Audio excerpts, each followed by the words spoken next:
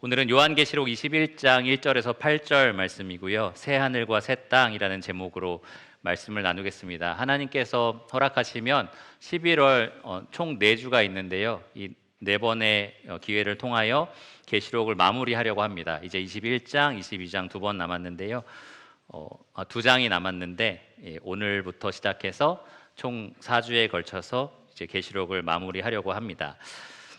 오늘은 21장 1에서 8절 새하늘과 새 땅을 다룰 거고요. 앞으로는 이제 심판, 멸망 이런 얘기 별로 없어요. 그래서 새하늘과 새 땅, 천국 이런 얘기들만 있으니까 기쁜 마음으로 잘 들으시면 좋겠습니다. 어떤 분들은 계시록 끝나고 교회 나올까 봐요. 이런 분도 계셔가지고 맨날 죽는다, 심판당한다 이런 얘기 하니까 그래서 이제 행복한 이야기가 남았습니다.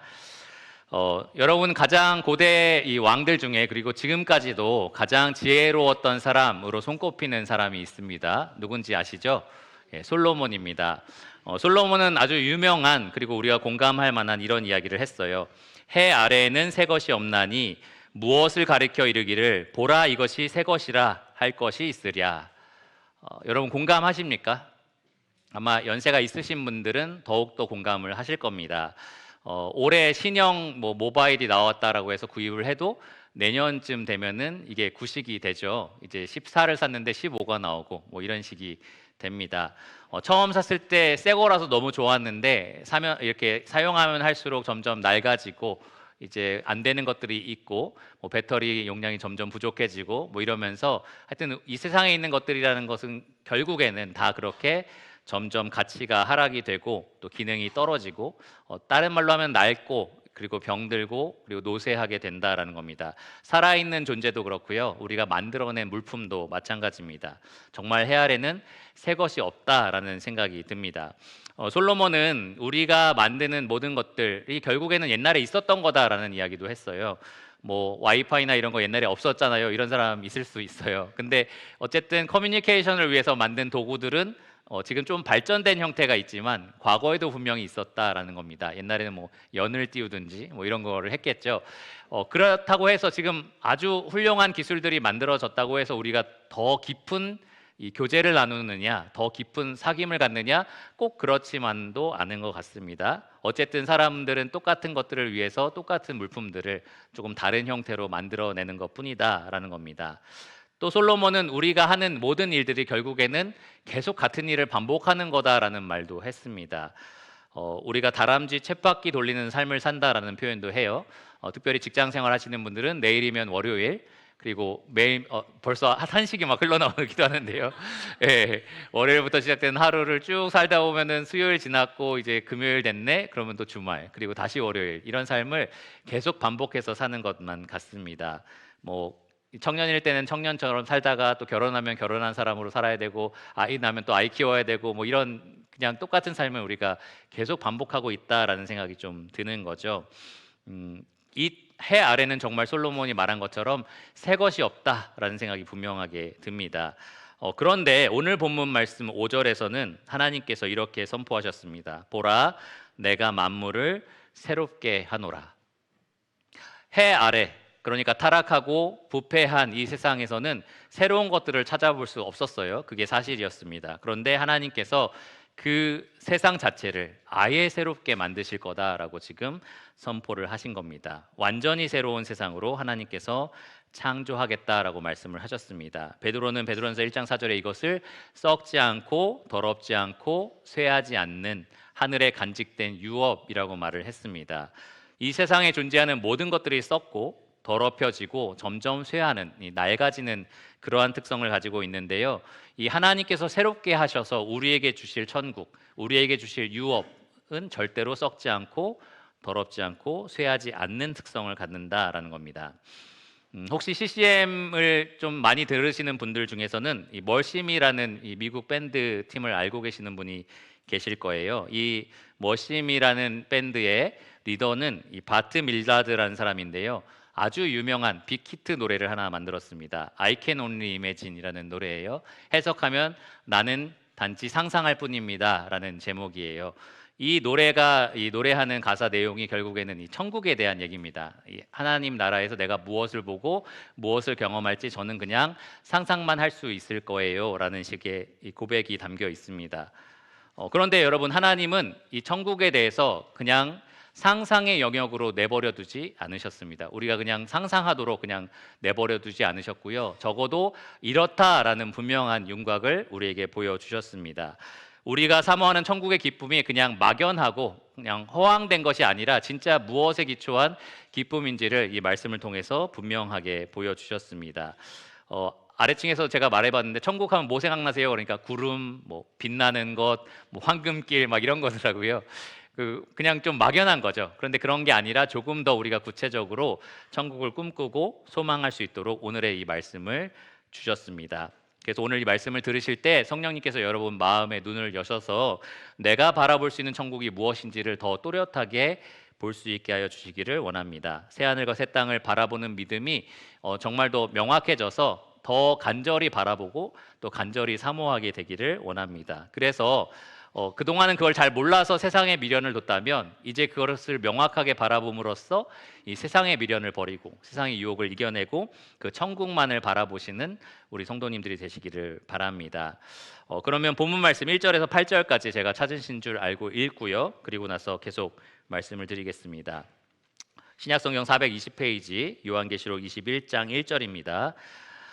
또 내가 새 하늘과 새 땅을 보니 처음 하늘과 처음 땅이 없어졌고 바다도 다시 있지 않더라. 또 내가 보매 거룩한 성 새 예루살렘이 하나님께로부터 하늘에서 내려오니 그 준비한 것이 신부가 남편을 위하여 단장한 것 같더라.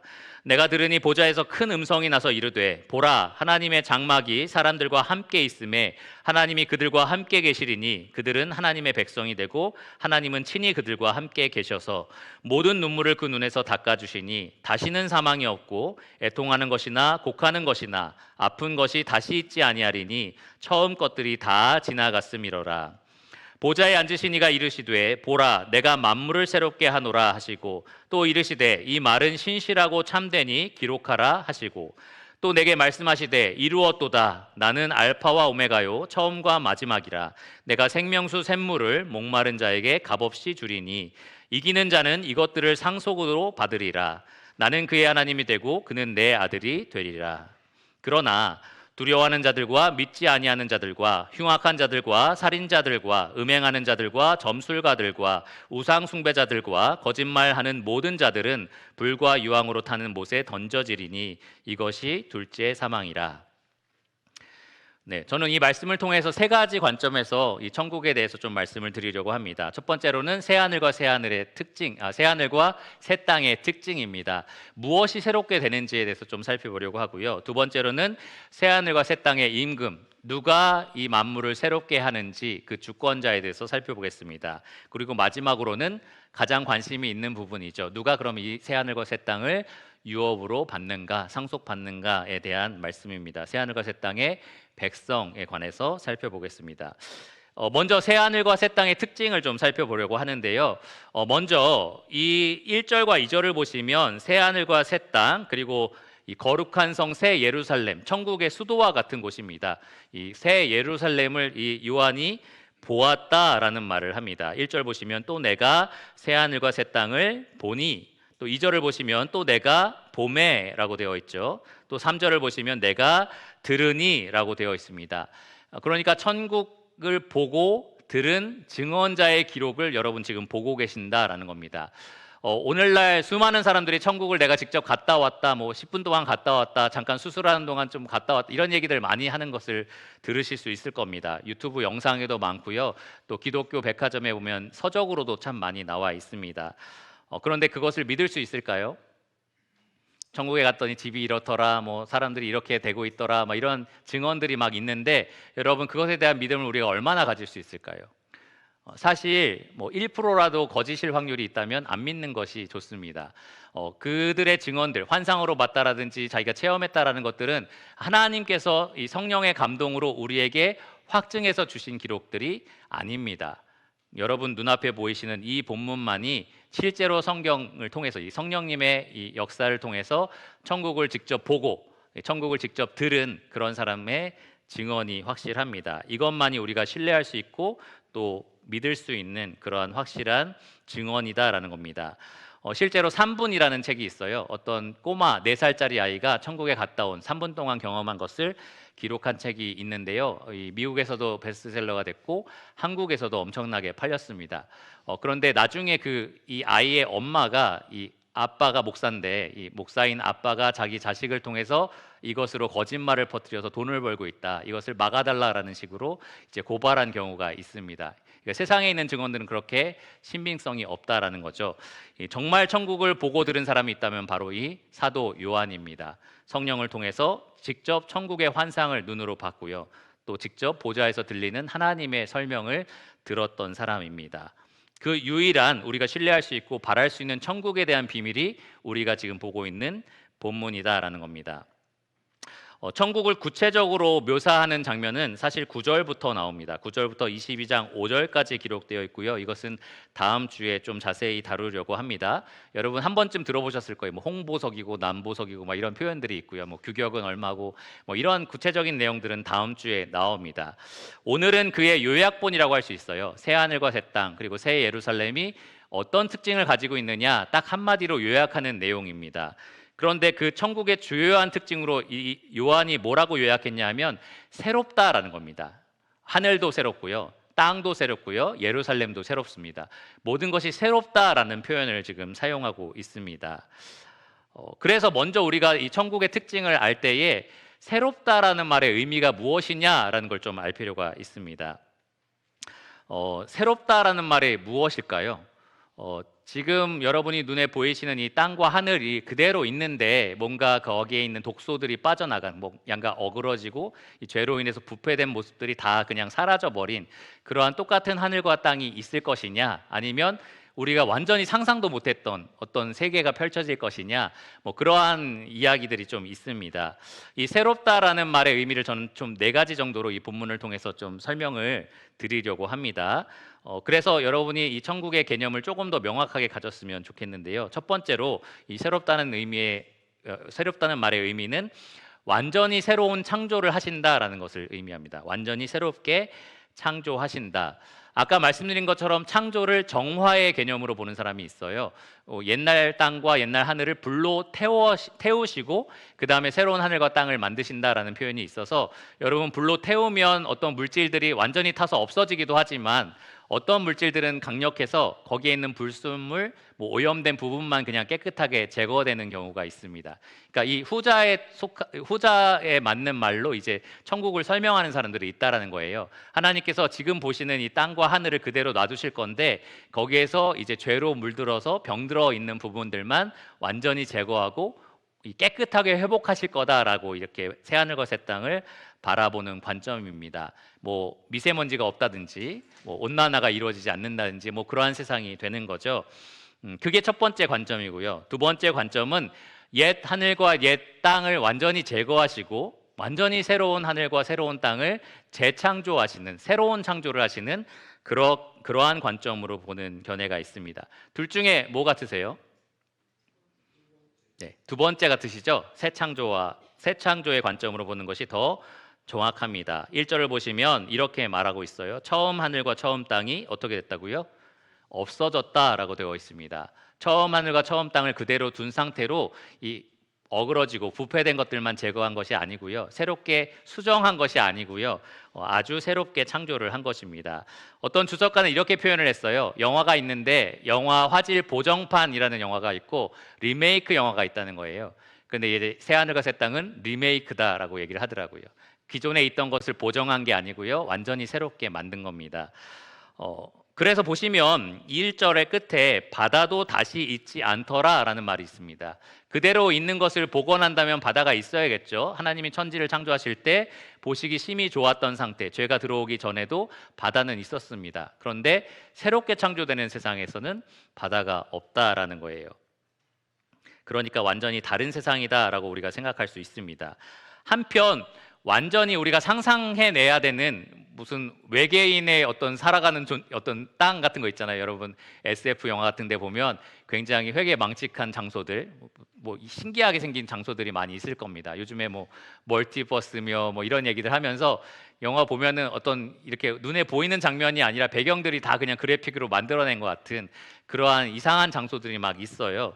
그러니까 천국이 이 지금 기존 세상과 완전히 다른 뭔가 상상의 어떤 장소일까라고 생각하는 사람도 있는데 그렇지는 않습니다. 지금 우리가 살고 있는 세상과 연속성이 분명히 있다라는 거예요. 바다는 없지만 분명히 땅과 하늘은 존재할 거고요. 다음에 나오는 새 예루살렘을 보면 이 성도들이 거하는 거대한 성이 존재하고 성에 들락날락하는 사람들이 있고, 그러니까 기존에 우리가 살아가는 방식과 비슷한 점도 굉장히 많다라는 겁니다. 어떤 사람들은 천국을 소설로 쓰면서 무슨 둥둥 떠다니는 유령들이 있는 곳 막 이렇게 생각하는 사람도 있는데 절대 그런 곳이 아니다라는 거죠. 굉장히 유사하지만 완전히 새롭게 형성된 나라가 바로 새하늘과 새 땅입니다. 바다는 지금 현재 육지와 한 3대 7 정도의 비율을 가지고 있다고 해요. 그러니까 육지에 필요한 많은 자원들을 바다가 제공하기도 해서 바다가 없으면 안 되는 세상에 우리가 살고 있습니다. 근데 새로운 세상엔 바다가 없다라고 했잖아요. 그러니까 이 생명의 질서라든지 체계가 완전히 바뀌어진 그러한 세상 속에 우리가 살아가게 될 거다라는 겁니다. 첫 번째, 새롭다는 특징은 완전히 새로운 창조를 의미하고요. 두 번째, 새롭다는 것의 의미는 완전히 아름답다라는 것을 의미합니다. 우리가 이 세상을 바라볼 때 아름다운 배경화면 이런 거 굉장히 많잖아요. 아름다운 자연 환경, 피조 세계 이런 거 많이 있지만 사실 면밀히 들여다보면은 이 돋보기를 통해서 그 안에 깊숙이 들여다보면 이 타락한 흔적들도 굉장히 많습니다. 피조 세계가 보이지 않는 곳에서 이 생존을 위해서 전쟁을 치르는 경우도 많아요. 죽음이 있고 이 서로 잡아먹히고 잡아서 서로 이렇게 싸우는 그러한 치열한 세상입니다. 그런데 이 하나님의 나라는 그렇지 않다는 거예요. 완전히 아름다운 세상이다라는 겁니다. 죄로 물들지 않는 아름다운 모습입니다. 2절을 보시면 이 천국의 수도와 같은 이 거룩한 성을 새 예루살렘이라고 부르는데요. 하나님께서 마침내 영원한 세상에서 이룩하실 하나님 백성들이 살아갈 이 나라의 수도가 바로 이 새 예루살렘입니다. 하나님은 자기 백성이 살아가는 나라의 수도를 예루살렘으로 처음부터 세워주셨습니다. 첫 하나님의 백성인 이스라엘 백성들 생각해 보시면 다윗을 통해서 예루살렘을 시온, 이 수도로 삼게 만들어 주셨습니다. 그런데 BC 588년 바벨론에 의해서 완전히 함락당하게 되었죠. 그리고 나서 예수님 당시에 또 재건된 이 예루살렘 성이 있었습니다. 제자들이 보고서 예수님 이거 보세요. 이 성전이 얼마나 아름답습니까? 이런 식으로 이제 칭찬을 했었죠. 그런데 예수님께서는 돌 하나 위에 돌 하나도 남지 않고 무너질 거다라고 말씀을 하셨고 주후 70년 경에 이 로마에 의해서 실제로 완전히 함락이 됐습니다. 그랬다가 이제 예루살렘이 다시 한번 재건되는 시점이 언제냐? 바로 천년 왕국 때입니다. 그리스도께서 이 땅에 오셔서 예루살렘에 다시 한번 이 하나님 나라의 수도를 세워 주십니다. 그리고 이 옛 하늘과 옛 땅이 다 사라진 후에 다시 새 하늘과 새 땅을 지으시고 거기에 하늘에서 간직돼 있었던 새 예루살렘을 이 땅으로 내려보내 주신다라는 겁니다. 그것은 영원히 변함이 없고요. 영원히 견고한 성일 겁니다. 여기 보시면 2절에 이 성의 모습을 본 요한이 이렇게 표현을 했습니다. 신부가 남편을 위하여 단장한 것 같더라. 신부가 남편을 위해서 단장하는데 얼마나 많은 시간을 들이나요? 지금 얘기하는 거 아닙니다. 결혼할 때 얘기하는 겁니다. 지금은 뭐 전혀 단장을 하지 않는 분도 계실 거예요. 근데 결혼하는 날 어떻습니까? 굉장히 많이 하죠. 신부 화장이라는 말이 있을 정도로 화장하는데 굉장히 많은 시간을 투자합니다. 왜 그럴까요? 가장 아름다운 모습을 이 사랑하는 남편에게 보여주기 위해서 그렇습니다. 그와 같다라는 말은 하나님이 우리를 위해서 예비하신 천국이라는 성이 그만큼 오랜 노력과 오랜 준비가 되어진 곳이고 그만큼 흠이 없고 정결하고 아름다운 곳이다라는 것을 의미합니다. 견고하다, 크고 웅장하다라는 것을 우리가 이 다음 주에 또 살펴볼 수 있을 겁니다. 하나님의 나라는 이렇게 완전히 아름답다라는 측면에서 새롭습니다. 세 번째, 새롭다는 것의 의미는 완전히 선하다라는 의미를 갖습니다. 완전히 선하다. 여기 1절에 보시면 바다가 다시 있지 않더라라는 표현이 좀 흥미롭습니다. 왜 천국에 바다가 없어야 할까라는 생각이 드는데요. 이 요한이 계시록을 썼을 때 당시에 사람들이 생각한 바다의 개념이 그래서 그렇습니다. 그 당시에 사람들은 바다가 음침하고, 지금은 우리가 바다를 탐험하고 막 깊이도 헤아리고 막 하지만 지금도 한계가 있죠. 바다 깊숙한 곳에 뭐가 있는지 아무도 모른다라고 얘기를 합니다. 근데 이 당시엔 더 그랬을 거예요.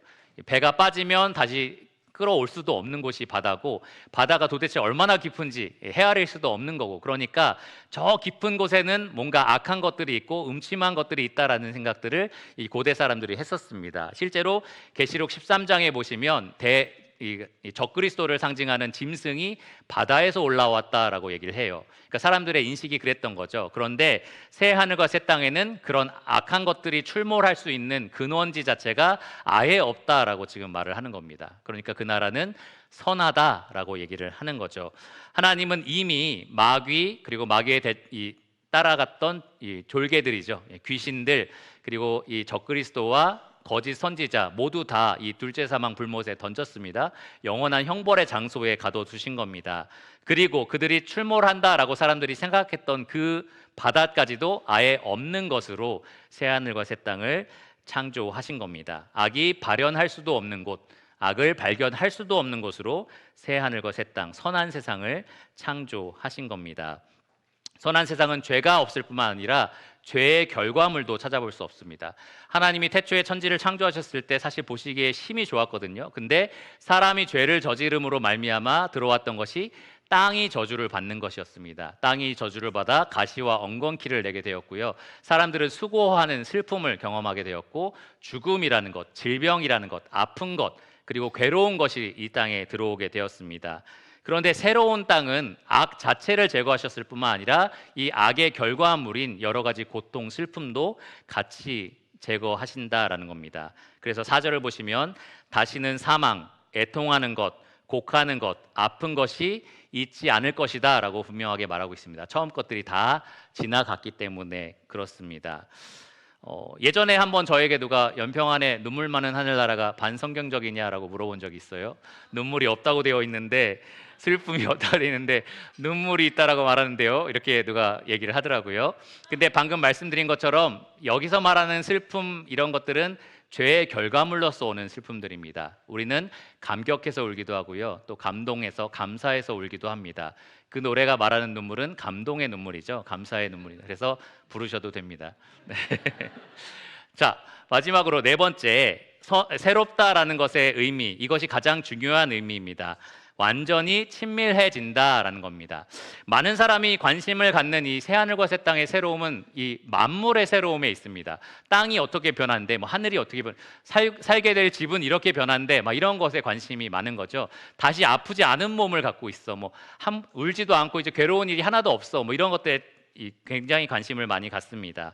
그런데 가장 큰 기대와 소망을 우리가 어디에 가져야 되느냐? 사실 새로워질 하나님과의 관계에 있어야 합니다. 새로워진 만물이 아니라요, 새로워진 우리 몸이 아니라 새로워진 하나님과의 관계에 있습니다.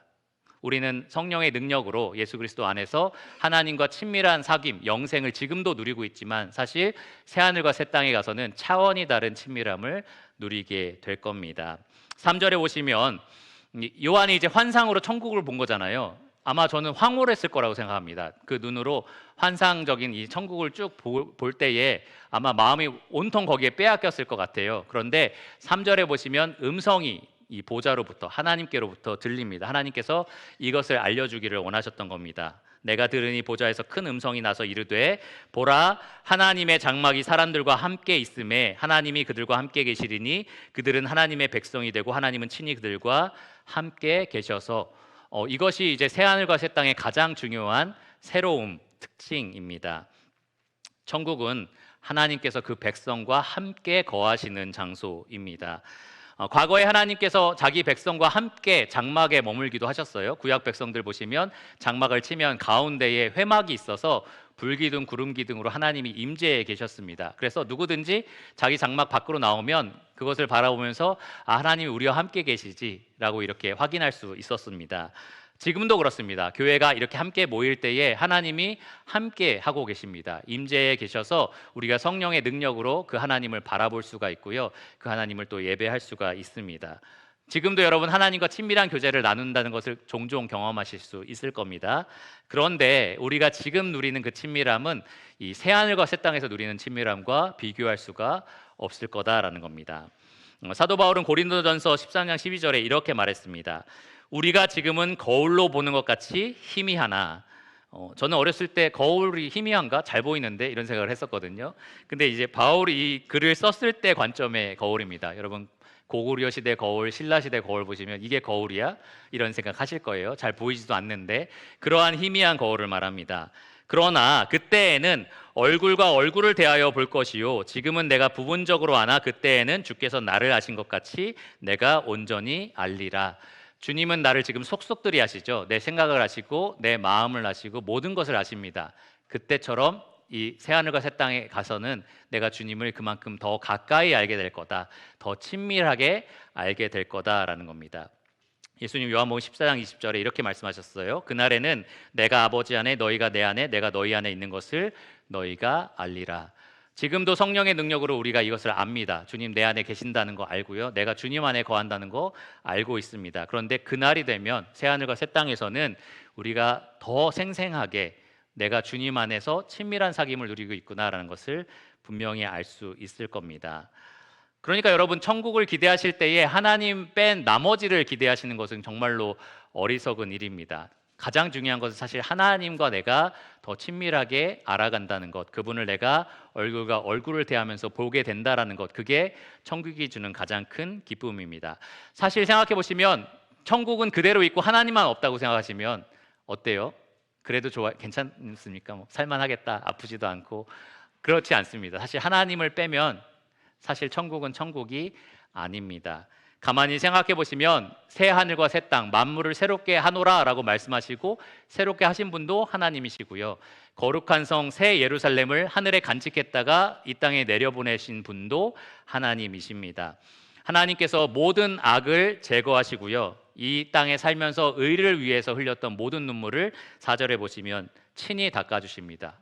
그분도 바로 하나님이십니다. 그러니까 그 하나님과 친밀한 관계를 누리는 것, 그리고 보다 한층 차원이 다른 이 사귐을 누리게 되는 것, 그것이 바로 천국의 가장 큰 기쁨이고요. 바로 그것 때문에 우리가 천국을 바라면서 기대할 수 있는 겁니다.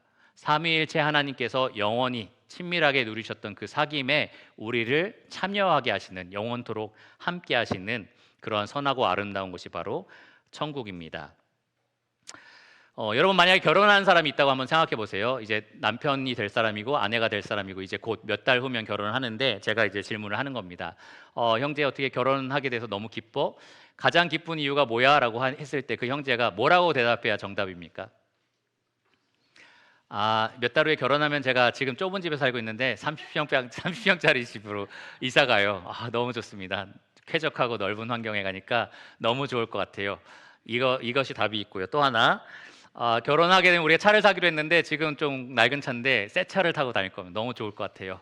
막 어떤 게 좋습니까? 뭐라고 말해야 될까요? 뭐라고 말해야지 정말 정답일까요? 내가 사랑하는 그 사람과 떨어지지 않고 함께 살아갈 수 있다는 게 너무 기쁘고 기대가 됩니다. 그게 아마 정답일 겁니다. 아마 앞에서 말한 얘기들로 만약에 처음부터 얘기를 하면 뭔가 잘못됐다라는 생각이 들 거예요. 근데 참 안타깝게도 많은 그리스도인들이 천국을 왜 기대하냐라고 물어봤을 때, 혹은 살면서 언제 천국을 기대하는지 가만히 생각해 보면 아쉬울 게 있을 때 그렇습니다. 이 세상을 살다가 뭔가 아쉬운 게 있을 때, 몸이 너무 아파요. 그러면 천국 가면 안 아프대. 좋다. 이런 생각을 하는 거고요. 지금 뭔가 살아가는 환경이 불편하고 어려우면 천국 가면 넓고 좋은 데 가서 사니까 참 좋아. 이런 생각을 하는 겁니다.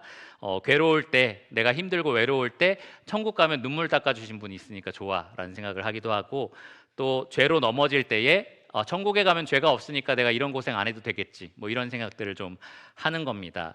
근데 여러분 그 정도의 갈망과 기대를 가지고 천국을 생각하신다면 타 종교와 다를 바가 전혀 없습니다. 타 종교에서도 낙원을 이야기하고요. 또 안 믿는 사람도 심지어 장례식에 가면 좋은 곳에 가셨을 겁니다. 아픔이 없는 곳에 가실 겁니다. 눈물이 없는 곳에 가셨습니다. 이런 얘기들을 다 합니다. 믿는 사람들이 정말 바라는 천국은 바로 그 예수 그리스도를 더 알게 된다는 것, 내가 그분과 친밀한 사귐을 더 누릴 수 있게 된다는 것, 이 땅에서도 간절히 바랬던 그분을 마침내 얼굴과 얼굴을 대하면서 만날 수 있게 되었다는 것, 영원히 함께할 수 있게 되었다는 것, 그것이 그리스도인이 천국을 바라는 가장 큰 이유가 돼야 합니다. 히브리서 11장 1절에 보면 믿음은 바라는 것들의 실상이다라고 얘기를 해요. 여러분들은 무엇을 바라십니까? 무엇이 여러분의 실상이 되기를 바라보고 계십니까? 하나님께서 새롭게 해서 여러분에게 주실 선물을 바라보고 계십니까? 아니면 모든 것을 새롭게 하실 그분 자체를 여러분 바라고 계십니까? 그 하나님과 더욱 친밀한 관계를 누리고 싶어하는 우리 유평교회 성도님들이 되시기를 간절히 바랍니다. 다윗처럼 여러분의 영혼에게 종종 이렇게 말씀하시기 바랍니다. 시편 62편 5절에 나의 영혼아 잠잠히 하나님만 바라라. 물은 나의 소망이 그로부터 나오는도다. 다른 여러 가지 것들 아니고요, 그 하나님만 바라보시기를 바랍니다. 자, 그러면 새 하늘과 새 땅의 임금이 누구인지를 좀 살펴보겠습니다. 무엇이 새롭게 되는지, 새로움의 의미를 좀 살펴봤으면 이제는 누가 그것을 새롭게 하시는지를 좀 살펴보겠습니다. 이미 앞서서 말씀을 드렸어요. 만물을 새롭게 하노라 선포하신 분도 하나님이시고요, 새 예루살렘을 준비하셨다가 우리에게 주시는 분도 하나님이십니다. 결과적으로 말씀을 드리면 하나님이 이 만물을 새롭게 하시는 주체이시고요, 또 만물을 통치하시고 다스리시는 임금이십니다. 임금으로서 자기 백성을 돌보실 겁니다. 이것이 명백하게 5절과 6절에 기록이 되어 있습니다. 5절을 보시면 이 하나님에 대해서 뭐라고 말하고 있습니까? 어떤 분이라고 말하고 있어요? 보좌에 앉으신 이라고 말을 합니다. 보좌에 누가 앉아 있습니까? 원래 왕이 앉아 있죠. 보좌에는 왕이 앉아 있습니다. 다스리고 통치하고 심판하는 사람이 바로 이 보좌에 앉아 있습니다. 그냥 여러 나라들이 많은데 한 나라의 보좌에 앉아 계신 게 아니고요, 모든 세상 나라가 정복당하고 오직 한 나라, 온 우주에 한 보좌만이 남아 있을 때 그 보좌에 앉으신 분이 바로 이 하나님이십니다. 이 하나님께서는 그 보좌에서 이미 악을 모두 다 심판을 하셨고요, 이제는 자기 백성과 함께 다스리고 통치하는 일을 하실 겁니다. 그 하나님께서 보좌에 앉아서 뭐라고 말씀하셨느냐? 바로 보라 내가 만물을 새롭게 하노라 라고 선언을 하셨습니다. 그냥 그렇게 선포만 하신 게 아니고요, 이것을 확증하시는데 이어서 뭐라고 하셨냐면, 이 말은, 내가 방금 한 말, 이 만물을 새롭게 하겠다라는 이 말은 신실하고 참되다라고 다시 한번 확증을 하십니다. 신실해서 반드시 이루어질 거다라고 말을 하고요, 거짓처럼 그냥 허구로 말한 것이 아니라 진실된 것으로 반드시 이루어진다라고 다시 한번 재차 확증을 하신 겁니다. 거기에서 멈추지 않으셨고요, 그것을 공증하십니다. 뭐라고 하셨냐? 이것을 기록하라 라고 얘기를 하십니다. 그냥 말씀으로 끝난 것이 아니라 기록하여서 모든 사람들이 보고 이것이 성취된다는 것을 확인할 수 있도록 공증을 하신 겁니다. 근데 여러분, 이 만물이 새롭게 될 거다라는 하나님의 이 약속이 지금 이 성경책의 마지막 권, 마지막 장, 이 마지막에서 두 번째 장이죠, 여기에 처음 등장할까요? 아니면 훨씬 전에 이미 말씀을 하셨을까요? 네, 조그맣게 이렇게 얘기를 하시는데요. 훨씬 전에 이야기를 하셨습니다. 이 계시록이 기록된 것을 거슬러 올라가 약 800여 년 전에 선지자 이사야를 통해서 하나님이 이렇게 선포하셨습니다. 이사야 65장 17절과 18절인데요. 보라, 내가 새 하늘과 새 땅을 창조하나니 이전 것은 기억되거나 마음에 생각나지 아니할 것이라. 너희는 내가 창조하는 것으로 말미암아 영원히 기뻐하며 즐거워할지니라. 그러면서 하나님께서는 또 이렇게 말씀을 하셨습니다. 내가 시초부터 종말을 알리며 아직 이루지 아니한 일을 옛적부터 보이고 이르기를 나의 뜻이 설 것이니 내가 나의 모든 기뻐하는 뜻을 이루리라 하였노라. 그러니까 하나님이 이런 분이세요. 이사야 46장 10절에 나는 시작부터 끝을 알리는 사람이다 라고 말씀을 하신 겁니다. 그러니까 이미 처음에 끝을 계획하신 분이고요, 그 안에 있는 모든 것들을 철저하게 주관하시는, 자기의 계획대로 이루시는 분이다라고 분명하게 선포를 하신 겁니다. 절대 주권을 강조하는 거예요. 하나님 계획하신 것을 반드시 성취하시는 분이다. 모든 일어난 일은 하나님의 계획 밖에서 일어나지 않는다라는 것을 분명하게 말씀을 하신 겁니다. 시초부터 종말을 알린다라는 이 표현으로 분명하게 말씀을 하셨습니다. 이 표현이 오늘 본문에서는 이렇게 말하고 있어요. 6절에 보시면 나는 알파와 오메가요 처음과 마지막이라. 알파는 헬라어의 첫 번째 알파벳인 A에 해당하는 알파고요.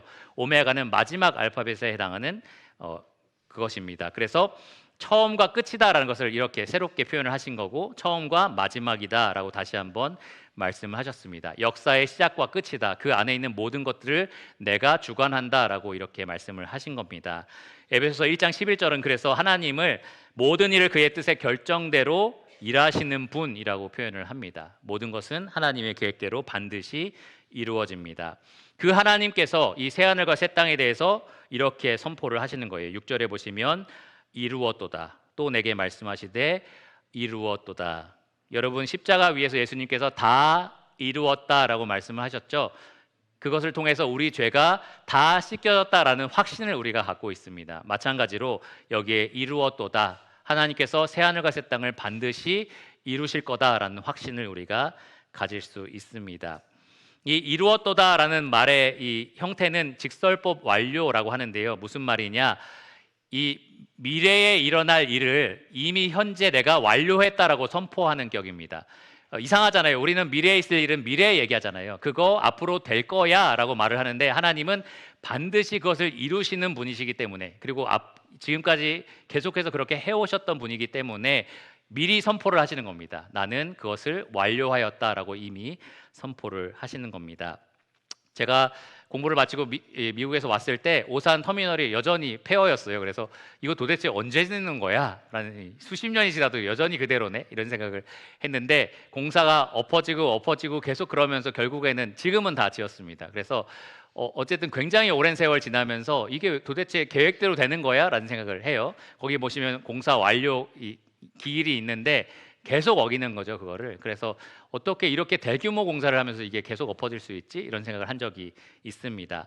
사람이 계획하는 건 그래요. 아무리 많은 노력이 들어가고 아무리 많은 생각으로 계획을 했었고, 또 아무리 빵빵한 자원으로 이 건축 계획이나 여러 가지 계획들을 지원한다 할지라도 금방 변경되고 또 금방 폐기도 되는 것이 사람이 하는 일들입니다. 그런데 하나님이 하시는 일은 절대 그렇지 않습니다. 하나님 한번 말씀하시면 절대로 그것이 공으로 돌아오지 않고요, 이 말씀하신 바를 반드시 이루고 돌아온다라고 말씀을 하셨습니다. 그러니까 새 하늘과 새 땅이 이렇게 될 거다라는 하나님의 약속 이루어질까요? 이루어지지 않을까요?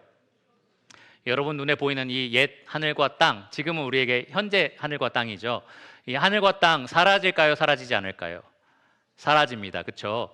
그런데 이 하늘과 땅에 투자하면서, 인생을 투자하면서 살아간다면 굉장히 어리석은 일일 겁니다. 이 사도 베드로가 이 베드로 후서를 기록하면서 유언처럼 이렇게 이야기를 했어요. 말세가 되면 이 사람들 중에 이 땅과 하늘이 지금 창조된 것처럼 계속 있을 거야 라고 주장하는 사람들이 있을 거다. 그러니까 우리가 믿고 있는 종말에 대해서 조롱하면서 정욕대로 살아가는 사람이 있을 거다라고 이야기를 했습니다. 충격적이게도 그런 사람들이 교회 밖에만 있는 게 아니고요, 교회 안에도 있는다는 거예요. 이 땅과 하늘 그냥 이대로 있을 것 같은데? 라고 사람들이 생각을 한다는 거죠. 베드로는 그들을 가리켜서 참 모순적이다 라고 얘기를 합니다. 그들은 이 천지가 지금 처음 땅과 하늘이 말씀대로 창조되었다는 것을 믿는다. 그리고 이 땅이 한번 말씀의 능력으로 홍수가 나서 심판당했다는 것도 믿는다. 그리고 이 땅과 하늘이 말씀의 능력으로 붙들려 있다는 것도 믿는다. 그런데 그 동일한 말씀으로 결국 불타버릴 거고, 그 동일한 말씀으로 새롭게 됐다는 것은 안 믿는다라는 식으로 이제 경고를 했습니다. 책망을 했습니다. 여러분들은 어떠십니까? 여러분들은 정말 믿으십니까? 지금 우리가 보는 땅과 하늘이 하나님의 때가 되면 그 말씀의 능력으로 사라질 것이고, 새롭게 되는 하늘과 땅이 우리에게 임할 거라는 것을 여러분 믿으십니까? 예, 목소리가 굉장히 작으시네요. 저는 믿는 것처럼 사십니까? 라고는 안 물어보니까 편하게 대답하셔도 됩니다. 네, 믿으신다면, 그렇다면 여러분 이 불타버릴 땅과 하늘에 투자하지 마시기를 바랍니다. 여러분의 인생을 불타지 않고 영원히 새롭게 될, 영원히 변하지 않는 그러한 하늘나라에 투자하시기를 바랍니다. 썩고 더럽혀지고 쇠하게 될 유업에 여러분의 삶을 투자하지 마시고, 썩지 않고 더럽지 않고 영원히 변함없는 유업에 여러분의 인생을 투자하시기를 바랍니다. 그것이 진짜로 믿는 사람들의 마땅한 삶입니다. 마지막으로 세 번째, 새하늘과 새 땅의 백성에 대해서 7절과 8절을 통해서 좀 살펴보겠습니다. 새 하늘과 새 땅, 새 예루살렘을 모두가 다 상속받는 것은 아닙니다. 받는 사람이 따로 있습니다. 모두가 천국에 들어가는 것은 아니다라는 말이에요. 여러분 모두 다 아실 겁니다. 지금까지 계시록은 계속해서 이 심판과 경고의 메시지가 가득했어요. 왜 이렇게 길게 이것을 기록하고 있는가라고 여러분들 아마 생각하셨을 텐데, 그만큼 하나님이 오래 참고 회개하기를 원하신다라는 것을 명백하게 보여줍니다. 이 재앙을 내리시고 나서 사람들이 회개할 기회를 주시고, 또 내리시고 또 회개할 기회를 주시고, 계속해서 하나님 반대편의 선자들에게 회개할 기회를 베푸신 겁니다. 마귀를 따르는 자들에게 돌아서서 나를 따르라 라고 요구를 하신 거고요. 그리스도를 혹시 버리고 세상을 쫓으려고 하는 사람들이 있다면 다시 정신 차리고 그리스도만을 쫓는 삶을 살라라고, 이렇게 오랜 기간 동안 하나님께서 여러 가지 일들을 통해서 사람들을 부르고 계셨던 겁니다. 그런데 끝끝내 그 회개하지 않는 사람이 있다면, 끝끝내 그 하나님의 은혜의 손길을 거부하는 사람이 있다면, 우리 모두가 이 말씀을 통해서 본 것처럼 그들의 최종 운명은 둘째 사망, 다시는 나올 수 없고 영원토록 고통받는 둘째 사망, 불과 유황이 불타는 바로 그곳에 던져지게 된다라는 것을 우리 모두가 알 수 있습니다. 그러니까 그들이 천국을 유업으로 받지 못한다는 거예요. 새하늘과 새 땅을 맛보지 못한다라는 겁니다. 오늘 본문에서 보면 그들을 가리켜서 8절처럼 이렇게 말하고 있습니다. 두려워하는 자들, 믿지 아니하는 자들, 흉악한 자들, 살인자들, 음행하는 자들, 점술가들, 우상 숭배자들, 거짓말하는 모든 자들. 여러분 이 목록을 읽었을 때에 나도 여기에 해당하는가 조금 생각되는 사람이 있으십니까?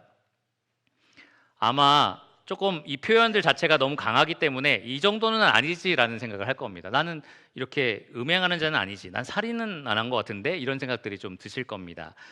그런데 이 의미를 조금씩 생각해 보시면 나도 이런 사람이 되려고 이렇게 유혹에 빠질 때가 종종 있다라는 생각을 하실 겁니다. 먼저 두려워하는 자들은 이 환난과 핍박 등 이 우리가 가진 믿음의 시험이 왔을 때에 자기 안위를 위해서 그리스도를 부인하는 사람들을 의미합니다. 자기가 편안하기 위해서 그 여러 가지 두려운 일들 때문에 이 예수님을 쫓느니 차라리 이것을 선택하겠다라고 이제 그리스도를 부인하는 사람들을 말하는 거고요. 믿지 아니하는 자들은 불신자를 의미하는 것이 아닙니다. 그리스도를 부인하는 사람, 뭐 어떤 이 지식에 대해서 나 못 믿겠어 이렇게 말한 사람이 아니라 신실하지 않은 사람을 가리킵니다. 여러 가지 유혹이 왔을 때에 나는 그 유혹이 너무 좋아서 그리스도를 따르지 않겠다, 그 충성하고자 하는 것들을 배반하는 행위가 바로 이 믿지 않는 행위입니다. 흉악한 자들, 우상 숭배라는 것은 하나님이 아닌 다른 것을 가장 나의 높은 경배 대상으로 삼는 행위를 가리킵니다. 특별히 흉악한 자들은 가증한 자와 같은 의미를 갖는데 로마서와 이 계시록에서만 사용이 되었습니다. 로마 황제 숭배에 해당하는 죄다라고 이야기를 해요. 하나님만 섬겨야 되는데 황제도 같이 섬기는 그러한 죄가 여기에 포함이 되어 있습니다. 점술가들도 마찬가지예요. 하나님의 뜻을 쫓아야 되는데 그것이 아니라 여러 가지 미신적인 뜻에 귀를 기울이는 그러한 우상 숭배적인 행위가 점술가들이 하는 일들입니다. 살인자들은 하나님을 믿고 따르는 사람들을 핍박하는 행위를 가리키고요. 특별히 대환란 기간에는 믿는 자들을 죽이는 사람들이 많이 일어날 겁니다. 마지막으로 음행하는 자들, 거짓말하는 자들은 이 육신의 정욕을 따라서 살아가는 사람들을 가리킵니다. 자기 안에 있는 성령님께서 이끄시는 대로가 아니라 내 육신이 원하는 대로 음행하고 그리고 거짓말하는 것들을 선택하는 그러한 삶을 사는 사람을 가리킵니다.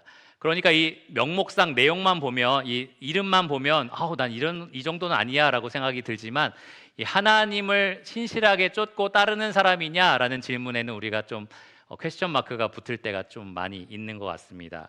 이 불과 유황으로 타는 못에 던져질 사람들은 명백히 하나님께 불충하는 사람들이다라는 겁니다. 하나님만 사랑해야 되는데 그렇지 않고, 하나님만 바라봐야 되는데 다른 것들을 같이 바라보고 두 마음을 품는 거죠.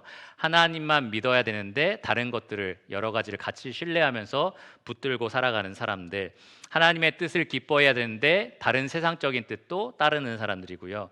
결과적으로는 충성스럽지 않은 사람들을 가리킵니다. 그러면 반대로 새하늘과 새 땅을 누가 상속받을까요? 충성스러운 사람들이 받는 겁니다. 그래서 그것을 7절에 보시면 이렇게 표현을 합니다. 이기는 자, 이기는 자. 이긴 자가 아니라 이기는 자라는 것에 여러분 주의하시기 바랍니다. 우리는 단번에 이겼다라고 선포도 하지만 죄와 사망을 이겼고 마귀에 대해서 승리 선언을 내릴 수도 있는 사람입니다. 주님께서 그렇게 하셨으니까요. 하지만 현실을 살아가는 우리에게는 매일매일이 이기는 싸움을 싸우는 삶을 살고 있습니다. 우리는 매일매일 싸우는 삶을 살고 있고요. 매일매일 이기는 목적을 향해서 살아가고 있습니다. 이기는 사람들은 하나님만 사랑하기 위해서 애쓰는 사람입니다. 이기는 사람은 하나님만 바라기 위해서, 하나님 외에 다른 바라는 것들이 있다면 그것들을 죽이기 위해서 애쓰는 사람들입니다. 하나님 외에 다른 믿는 것들이 내 안에 들어온다면 그것들을 과감하게 제거하는 그러한 삶을 싸우는 사람들입니다. 땅에 있는 지체를 죽이는 사람이고요, 마귀를 대적하는 사람이고요, 이 세상을 사랑하지 않음으로써 하나님만 사랑하기 위해서 치열한 싸움을 벌이는 사람들이 바로 이기는 사람입니다. 육신의 정욕에 절대 질지 않는다는 말이 아니에요. 질 때도 있습니다. 하지만 회개하고 자백하여서 죄사함을 받고 다시 일어나서 하나님 뜻을 위해서 살아가는 사람이 바로 이기는 사람입니다. 이 세대를 본받지 않고 하나님의 선하시고 온전하시고 기뻐하시는 뜻이 무엇인지 분별하여서 그 뜻대로 살아가는 사람이 바로 이기는 사람입니다. 오늘 본문은 그러한 사람들을 가리켜서 목마른 자라고도 얘기를 해요. 무엇에 목마른 자일까요? 의에 줄이고 목마른 자입니다. 의로우신 하나님을 따르고 싶어서, 그분을 더욱더 섬기고 싶어서, 그래서 목마른 사람, 갈급함이 있는 사람을 바로 목마른 자라고 부릅니다. 6절에 보시면 주님께서는 그 목마른 자들에게 생명수 샘물을 값없이 주시겠다라고 약속을 하셨습니다. 여러분들은 이기는 자로서 살아가고 계십니까? 그렇다면 여러분들 새하늘과 새 땅의 상속자가 되실 겁니다. 하나님은 여러분의 하나님이 되실 거고요, 여러분은 하나님의 아들이 되어서, 아들이라고 되어 있지만 딸도 됩니다. 상속을 강조하기 위해서 아들이라고 얘기를 한 거예요. 하나님 나라를 유업으로 받게 되실 겁니다. 이것이 안 정해져 있어서 지금 여러분 행위를 보고서 하나님 줄까 말까 고민하신다, 이런 의미가 아니에요. 그것을 받기로 확정된 사람들은 그런 삶을 살아가는 것이 정상적이다라는 말씀을 드리는 겁니다. 정말로 아무것도 합당하지 않은 죄인을 하나님이 끌어올리셔서 천국을 유업으로 받는 자로 삼아주신 거예요. 정말로 이 죄가 있어서 하나님 앞에 가까이 갈 수도 없는 사람들이었는데 하나님께서 그 예수님의 보혈로 다 씻어주시고 그 우리를 삼위일체 하나님의 그 친밀한 사랑의 관계 안으로 영원히 초대를 하신 겁니다. 그 은혜를 아는 사람들은 이렇게 살아가기를 기뻐합니다. 이기는 자로서 살아가려고 하는 겁니다. 계시록의 저자 요한은 이 성도에게 편지하면서 새하늘과 새 땅의 소망을 이렇게 말한 적이 있습니다. 요한 1서 3장 2절인데요. 사랑하는 자들아, 우리가 지금은 하나님의 자녀라. 장래에 어떻게 될지는 아직 나타나지 아니하였으나 그가 나타나시면 우리가 그와 같을 줄을 아는 것은 그의 참모습 그대로 볼 것이기 때문이니. 여러분, 천국을 소망하실 때에 예수 그리스도의 참 모습을 보기를 원하십니까? 그래서 천국을 소망하십니까? 나는 주님을 보고 싶습니다. 정말 있는 모습 그대로 만나고 싶습니다. 모세가 하나님의 영광을 그 등을 바라보면서 기뻐했던 것처럼 나는 하나님의 얼굴을 바라보면서 기뻐하기를 원합니다. 그러한 소망이 여러분에 있기를 원합니다. 제가 아내와 9개월 동안 온라인으로 데이트하면서 이제 결혼 약속을 잡고 9개월 동안 이제 인터넷 화상 채팅으로만 교제를 했는데, 한 번 아내는 그런 얘기를 하더라고요. 한 번만 화면에서 나와서 나를 좀 봤으면 좋겠다, 나를 좀 만나주고 갔으면 좋겠다라는 생각이 들어서 그때는 되게 로맨틱하다고 생각했는데 나중에 링이라는 영화를 보니까 이건가? 약간 이런 생각이 들었어요. 그건 아니겠죠. 어쨌든 그런 얼굴과 얼굴을 바라보는 그 친밀함이라는 게 있습니다. 그런데 여러분, 천국을 소망하실 때 하나님을 얼굴과 얼굴로 참 모습을 보면서 그 사랑을 나누고 싶다라는 그 소망을 품으시기를 바랍니다. 요한은 이어서 이렇게 말을 했어요. 주를 향하여 이 소망을 가진 자마다 그의 깨끗하심과 같이 자기를 깨끗하게 하느니라. 여러분이 천국에 대한 바른 소망을 갖고 계신다면 그것은 자연스럽게 여러분의 삶을 깨끗하게 만들 겁니다. 다시 말해서 여러분의 삶이 지금 지저분해지고 있다, 미지근해지고 있다, 나태해지고 있다라는 것은 여러분이 지금 뭔가 잘못된 것을 바라보면서 살고 있다라는 것을 의미합니다. 그리스도를 간절히 바라는 마음이 아니고요, 세상의 눈이 고정되어 있을 수 있습니다. 천국을 희망할 수는 있지만 천국이 주는 여러 가지 부차적인 것들을 여러분 기대하면서 살아갈 수가 있습니다. 지금 현재 여러분이 살아가는 모습이 여러분이 마음에 누구를 사모하고 있고 여러분의 눈으로 무엇을 바라보고 있는지를 분명하게 보여줍니다. 만일 여러분이 잘못된 것을 품고 있고 잘못된 것을 바라보고 있다면 지금 다시 그 마음을 새롭게 하시기를 바랍니다. 오직 그리스도를 바라보는 마음, 그리스도를 더욱 간절히 알기 원하는 마음, 지금 그 마음을 가져야 천국이 더 기쁜 거예요. 그분을 진짜로 알게 되는 날이기 때문입니다. 그리고 여러분의 눈을 떠서 세상에 있는 것들만 바라보지 마시고 저 하늘에 간직되어 있는 여러분의 유업을 바라보면서 살기를 바랍니다. 그게 진짜 그리스도인이 살아갈 수 있는 힘을 제공합니다. 세상 사람들과의 차이가 거기에 있어요. 우리가 지난번에 말씀 들었잖아요. 어떻게 선교할 것이냐, 빛이 될 거냐, 그냥 그렇게 해야 한다라는 당위성이 우리를 그렇게 움직이는 게 아니고요. 우리가 바라보는 그리스도의 영광이 우리를 그렇게 만듭니다. 그리고 우리가 바라보는 새하늘과 새 땅, 이 천국의 기쁨이 우리를 그렇게 변화시키는 능력을 제공합니다. 그러니까 여러분 눈을 떠서 하늘을 바라보시고요. 마음을 열어서 오직 그리스도를 품으시기를 바랍니다. 기도하고 말씀을 마치겠습니다. 하나님 감사합니다. 오늘 우리가 들었던 이 새하늘과 새 땅에 관한 하나님의 놀라운 말씀을 통하여 우리를 다시 일으켜 세워주시기를 원합니다.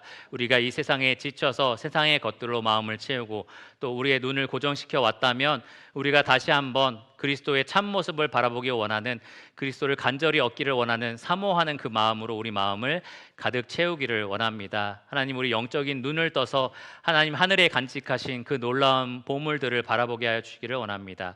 우리의 가장 큰 보화, 모든 것을 팔아서 우리가 샀던 예수 그리스도, 그분을 바라보는 눈을 허락하여 주셔서 그분을 깊이 생각하고 그분만을 따르는 삶을 살아갈 수 있도록 우리 성도님들의 삶 가운데 역사하여 주시기를 간절히 구합니다. 모든 것을 예수 그리스도 이름으로 감사하며 기도드렸습니다. 아멘.